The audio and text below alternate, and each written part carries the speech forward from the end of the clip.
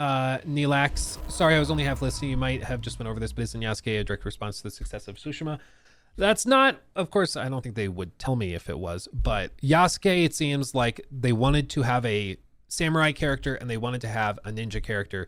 They created Nawe for that, and then they thought it could be cool to have Yasuke as the character because he was an outsider in the actual historical record, brought into this noble's house, and so they thought that sounded cool. Yasuke's been featured in other, not just like media about that time period, whether it's TV shows, movies. He's even been in other video games set in that time period. So they really didn't think it was going to be a big deal. And they settled on that back in 2020 when they were first designing the game and figuring out what they wanted to do.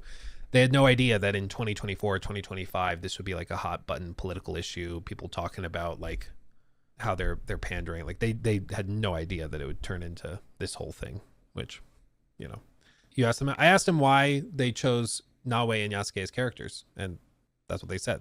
Like, we wanted the ninja fantasy. We wanted to pursue the samurai fantasy in terms of gameplay.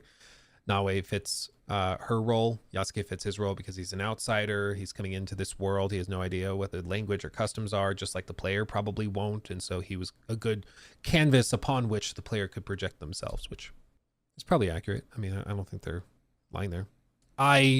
Whatever the reasons or whatever the other considerations were, that's what they told me. That's what they told me.